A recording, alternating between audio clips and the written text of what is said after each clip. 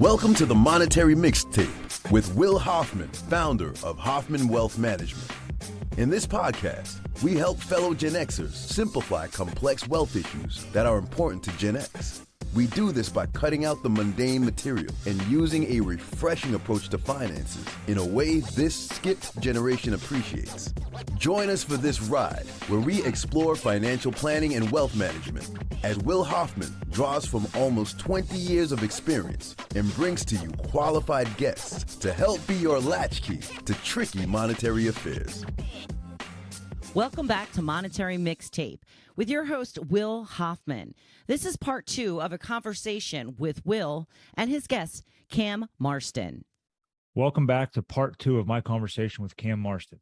If you missed part 1, please click the link below in the show notes. Cam, welcome back. You did mention that you and I are pop culture junkies. We love the things we grew up with, the television, the movies, the music. There's one thing that we haven't touched on yet, and I think it's a great sort of part of our generation to talk about with you, is really, significant events, big news events, big generational shaping things that occur that have an impact on a generation. One of them I'm seeing, especially with how you talked about how, independent we are. And what makes me think about is the gentleman standing in front of the tank in Tiananmen Square. Yeah. As an independently minded, freedom fighting individual standing in front of that tank. It's something I think about a lot of our generation, and even more so through this conversation. But what other types of events occurred then, do you think, that have shaped our generation and shaped our behaviors and shaped our outlook on the world? I think there's several, and we could do it almost chronologically. And this is by no means a comprehensive list. One we've mentioned, and it wasn't exactly an event. It was a parenting movement of focusing on children's ego and self-esteem with the belief that if we do that, they will turn out to be quote unquote good people and Right. contributors to our society. And we were, that movement shaped our generation. We were not our perpetrators of the movement. We were recipients of that movement. The one that I remember close, and these in my generational studies, these come up, these are called crystallizing moments, where you remember where you were and what you were doing when you got news. And the one that our generation typically shares is the Challenger explosion. I remember where I was. There was a television that was strapped down to a rolling kind of credenza thing that they pushed from classroom to classroom as people needed it. And we stood, and our class sat or stood, I don't remember that, but watched that shuttle go up and then explode. And I think the thought was, the government had been nearly, and this is an extreme, but nearly infallible. The government was good, and if the government got a hold of it, we thought things were going to go fairly well. And suddenly it began to show some cracks. And upon the study of what happened, and that they rushed it, and that people were fallible in there, it kind of gave Generation X an attitude of, well, maybe, it doesn't mean we can't trust government, but we should be more skeptical than we've been. There was the stock market crash, and I don't remember the date, but it was a big dip in the 80s. 1987. That made, I remember being a freshman in college and watching the upperclassmen, who were much more attuned to this thing than I was at the time, react to that. And some of them had to leave school due to their parents' income changing as a result. We're almost right on the anniversary. October 19th, 1987 was the day. Yeah. The other one, I think, there was the stock market. I had another one in my mind. Oh, is the tech bust of about the year 2000. And a lot of people our age had invested not much money. We didn't have a lot of investable money, but career hopes and on what that was going to become. We were measuring it on paper, though the company was not profitable in any measurable way. On paper, it said I, as a shareholder, was a quadrillionaire, and then it evaporated so quickly. And it caused a lot of Gen Xers to have to get a toehold in the marketplace. At the same time, they were competing with a younger, cheaper generation of labor called the millennials. And it developed a little bit of a cynical attitude. Generation Xers developed a bit of a cynical attitude in that tech bust as the millennials we were competing with one another to get back into the workplace after that tech bust. What I'm thinking specifically of is the Great Recession of 2008. That was something different again. So I think it's developed, what is the outcome of all this? it lends credibility, I think, to the to those that accuse Generation Xers of being a bit cynical, because these events have changed our perspective. Another one, and there were those that would debate this, would be the Oklahoma City bombing. Mm-hmm. Yeah. Forget the building name. April 20th. It was the state building, wasn't it? Or the Yeah. Capitol building in Oklahoma City. It was some government building. Children were killed. There was a daycare in the building, and the bomb was exploded just below the daycare in the building. And it gave us the realization. April 19th. I'm sorry, April 19th. The enemy could be someone we know, someone that looks like us. He or she does not have to be dressed in a different uniform on the other side of an arbitrary country border. It could be somebody that's disgruntled here among us, which of course has only escalated since then.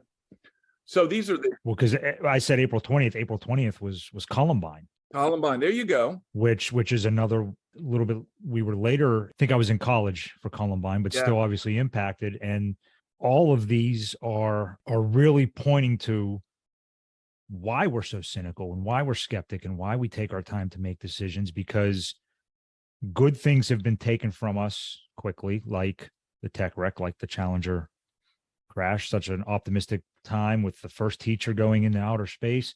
And I think too, again, the pop culture aspect of that were the people that were taken away from us way too young and in the pinnacles of their career. Folks like Kurt Cobain and Notorious B.I.G. and Tupac and Princess Diana. And you know, we have all these folks that were making such an impact, whether it was on the music that we listened to or, you know, somebody like Princess Diana, just, you know, such an impact on the world and taken from us way too young and before their impact was fully realized. Yeah. So no wonder why we're so cynical. And I don't want to have such a negative tone to this episode, but it does explain why we're so fiercely independent, why we're so meticulous with the research that we do before we purchase, and why we are so caught up in our peer reviews, because we have those that, you know, enhanced self-esteem perhaps from the content we received as children. I want to ask you this, and kind of back to Fred Rogers a little bit, whenever they told us, you know, you're a good person. Has it worked? Do you think that our generation has had the impact that they hope we would? It's a good question. So there's a number of answers there, just like everything you've asked such good questions and not a simple answer. Has it worked? The other half of the story of special, unique, and different from everyone else is that Benjamin Spock, who wrote the book on parenting, who was the first one to advocate for that, raising ego with kids with ego and self-esteem, roundabout on his deathbed came out and said, you know what? I was wrong. Reinforcing these messages in kids do not necessarily make them a good person, because he had done a study of death row inmates and expected to see that they all had poor egos and self-esteem, and they had remarkably fine egos and self-esteem. So the goal was, if we raise them this way, they'll become good people. No, it doesn't mean that. And so he recanted, but after this point, the horse had left the barn, the toothpaste had left the tube, and it continues to be a parenting trend today. So has it worked? I don't think it had. I don't think it worked the way people had hoped it would in creating "quote unquote" good people. A part of that answer is just kind of, pop culture is a pop culture answer. There are a number of different stories or tales about how Generation Xers got their name. None, I don't know which one is the truth, but I choose this one. And it is that when we came on the scene, no one knew who we stood for. We were in the shadow of the baby boomers, who were a very demonstrative, powerful, vocal generation about who they were and what they wanted. And then Generation X comes behind. Everyone said, well, who are they? What do they want? What are their characteristics? What's important to them? And we were not as demonstrative. We looked at the baby boomers and said, there are a lot of them and they're loud, but I don't know that they really do anything. So we were, the story that I choose about Generation X is that we were given the label X. Just like in algebra, you have to solve for X. And people said, we don't know who they are. We got to solve to figure out who they are. Therefore, they are Generation X. We'll solve to figure them out. And whether that's true or not, I don't know, but I like it and it's my truth. Yeah. An unknown integer. I have a quick question when it comes to the naming of generations. I'm wondering, these generations are named pretty early on. We don't know who we are. How can it be? You know what I mean? Like you're saying that the X is because we were unexplained at the time. Aren't all generations unexplained until they start doing stuff? It's a good point. Yes, they have to get of a certain age to begin kind of, if you will, creating their brand. But I guess Generation Xers got started later in creating their brand. And again, there's a lot to that too, but got started later in creating their brand and no one knew how to label them. So a typical generation is somewhere between 15 and 22 years. And you can look at the calendar and say, okay, we're due for a new generation. And I think once they figured out that the boomer generation was over, who's this next generation going to be? They couldn't decide quickly enough. So therefore, or what we stood for, therefore we were branded with X. Yeah. And I'm excited for our generation to finally take hold and to move into leadership roles in companies, move into maybe some political leadership roles a bit more and be a bit more vocal there. I'm excited to see the impact that we do have on the world. I hope that Dr. Spock is wrong. The Gen X folks I know are having tremendous impacts on their communities. We're, my three boys are involved in sports. So I'm, a little league coach with all other Gen X dads. And it seems, I feel like we're doing it the right way. We're kind of enhancing the way we were coached, but looking at the way we want our kids to be coached, we're enhancing that. And maybe I'm biased, but I think we're doing a pretty good job with our kids. And hopefully Dr. Spock was wrong and Fred Rogers is the one who comes out right in the end there. Yeah, we are definitely in the sweet spot of our lives and our career when it comes to influence. Yes. Influencing our workplace, whether we are in the top leadership positions or not. We typically have enough tenure in a workplace right now to have influence in that workplace. Our social networks are people who are also having influence out there right now. Therefore, we know who to call and who to call on. And our Rolodex, which is a term that many may not understand, but our Rolodex tends to be full of people in influential positions now, if not the influencers, someone who has access to the influencers. And then our kids are at a malleable age. We're working with them to try to shape them for the rest of our life. It's unfair how important youth is to shaping people for the rest of their life. It's unfair to think that my children, who are all teenagers, have largely already been shaped by my wife and my parenting influence over them. And I look back at some of the decisions I made and thought, well, they'll be angry at me, just like I'm angry at my dad. It will perpetuate. But yeah, we're in the sweet spot for shaping kids, our own kids, as well as the kids we coach. My wife is a coach. I don't do much coaching, but my wife is a coach, and it's important now. We are in a very influential time in our lives. Hey, sorry for the interruption. I know you're listening to the Monetary Mixtape because you want to learn about financial planning and wealth management.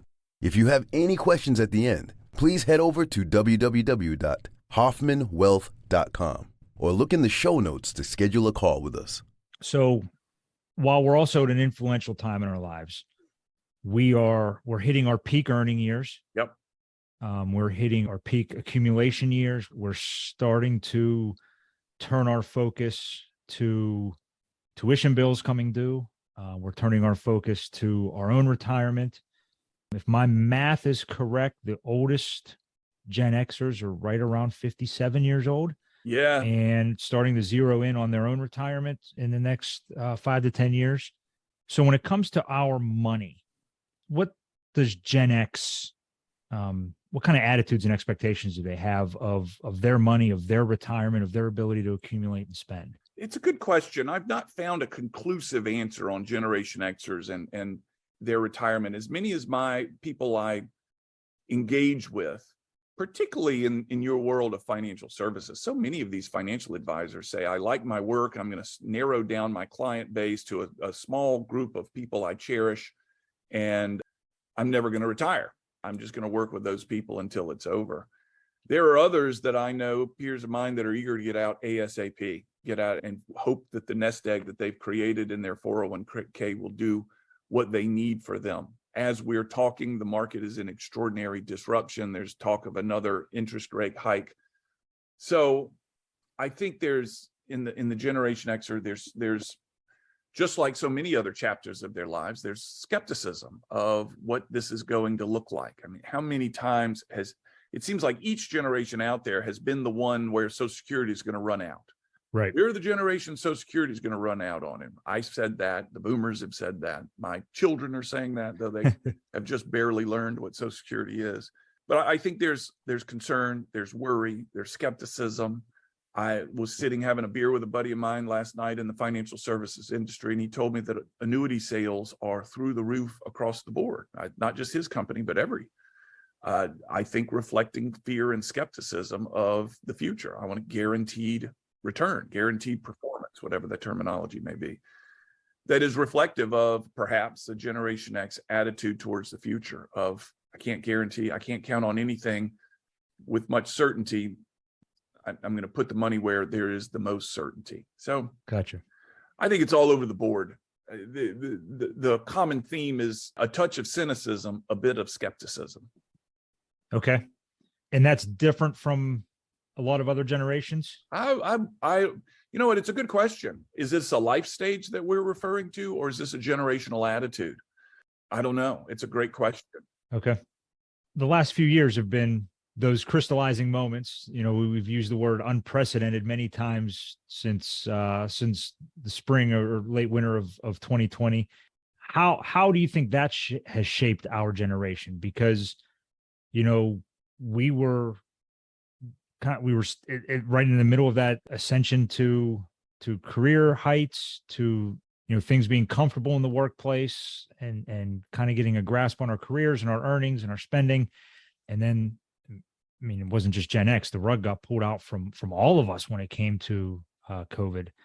But specifically when it comes to our generation, how has that impacted the way we see the world now? I think the changes of the workplace structure created by COVID, which sent us all home to work for a while. Mm-hmm. I think the Xers, just like perhaps the millennials, but the Xers have said, you know what? I kind of like this. I'm already a loner. I'm already an individualist, something we've talked about already. And I can be effective here. And the Xers, many of them are choosing a hybrid type of workplace. Yes, I recognize the importance of the office. I recognize the importance of if I'm a leader, then perpetuating culture requires in-person eye contact. It's really hard to perpetuate any sort of company culture through a Zoom call. You can keep it alive, you can keep it on life support, but you can't enhance and grow it, in my opinion, and the opinions of others. So it requires in-person, in conference room, eye contact, whatever it may be, shoulder to shoulder, face to face, eye contact and connection that way. But it has COVID and the work environment created by COVID has allowed the Xers to say, I can be as productive from home as at work. I recognize I need the both of them, and I'm going to start to advocate for the both of them. And that's not too different from the millennials, who would seemingly choose more at home than at work. But the baby boomers generally, we're speaking in extraordinary broad strokes here, are the ones that said, we need and must return to the office. Mm-hmm. The Xers have said office is important. We don't have to return. We need to figure out what the hybrid may be. And does some of that, you know, Gen X was the first group to say the phrase work-life balance. Yeah, absolutely. And you know, our careers are important. It's what I do, but it's not who I am. It's what I do between weekends. Yes. Right. When the baby boomers hear that one, they kind of, their eyes light up. My career is what I do between weekends. And like, whoa. You know, I like what I do. I like the people I work with, but on the weekends, I am a parent. I am a athlete. I'm a golfer. I'm a runner. I'm a hiker or camper. And that is where I go for some solitude and enjoyment. That's where my cup is filled. Right. Do you think, and Do you think that this enhancement to the work-life balance, with us being able to do this work from home and have it be a lot more widely accepted, does that extend our careers? Does that extend what we do between the weekends, and maybe have the weekends start to infiltrate on what we do rather than what we do infiltrating on the weekends? It's a good question. Here's an observation. One is that, yes, the toil is easier, let's say. Mhm. We have these such flexibilities, but it still does not shake the responsibilities. And I think the approach to retirement is less about the toil of the work and more about, I'm ready to not have to be responsible for a P&L, for this team, for a sales number, for whatever it may be. I'm ready to reduce responsibilities, and therefore retirement is attractive to me. So there may be some who don't mind the toil that has been the toil has been lessened by a new work-life balance that the work from home world has created, that has been created in the work from home world post-COVID. And if they don't mind the responsibilities, or they're not shouldering an extraordinary number of responsibilities, then it very well could extend their work life. It's a wonderful observation. If going to the work is absolutely agonizing, and I don't have to do that and like the job, maybe I will stick around a little bit longer. Yeah, see, and what happens is I have home toils, and this is just my personal situation, especially with 3 young boys, home toils of laundry and dinner prep start to infiltrate on work toils of portfolio management and client conversations. So it's, but it has allowed my weekends to be a lot more enjoyable because I can do laundry while I do work. Yeah. And now my whole weekend is mine, rather than my whole weekend being shared with what I enjoy to do, spending time with our boys and the laundry. Yeah. So I like the hybrid approach. It's the approach we've taken in our office. I like the ability to also be able to work from anywhere, so we can allow our boys to see and travel and do, and still be effective communicators, effective advisors. And I don't view my profession as toil at all. You know, I have a feeling you're sort of in the same boat as I am, is when you love what you do, you don't work a day in your life. And that's kind of where I've been with this profession. Is it can be hard sometimes, but I love it. And I don't mind it infiltrating on the weekends, but still like really being with my boys and coaching and running and doing those things. I think one of the things that is worth consideration when we talk about extending the career a little bit is that we as a generation, and the millennials even more so, had children at older ages. Mm-hmm. So I think I was married when I was 28. I was maybe 34 when we had our first child or something like that. I don't remember the exact ages, but I was older than my parents were when I began having children. What it means is that I am going to be at an older age having young children, and will need to take care of them. Therefore, I may need to extend my career because I have younger children still dependent upon me. Right. And so that work from home environment, this new work-life balance, perhaps I don't think anybody's cracked that riddle yet, but the new approach to work-life balance from home may allow me to work longer. I may want to work longer. And hey, let's face it, my children are still dependent upon me at an older age, so I may need to work longer. Well, this has all been tremendous insight. And like I said at the beginning of the episode, I couldn't wait to have you on. And now I'm saying I can't wait to have you back because it's a tremendous insight.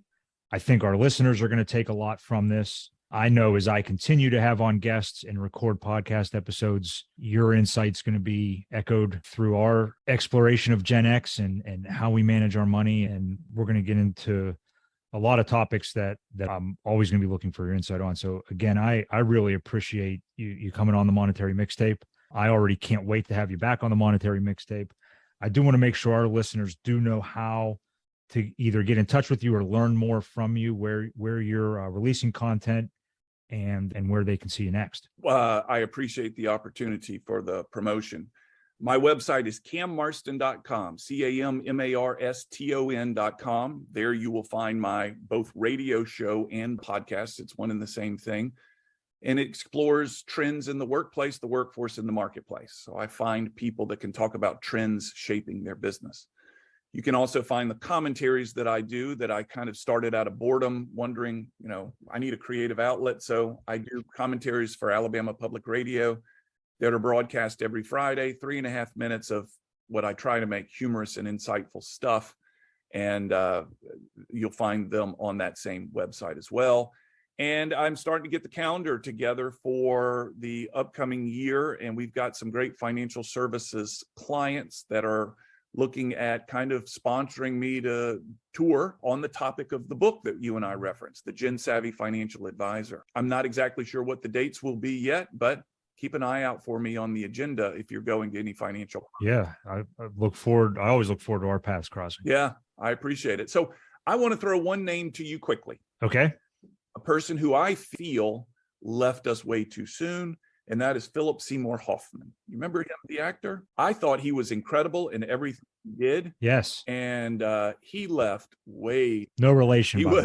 He was coming into. He was already very good, but coming into a world of his own when he's a guy that I don't watch a lot of movies, but I've watched every one of his and have appreciated everything he's done.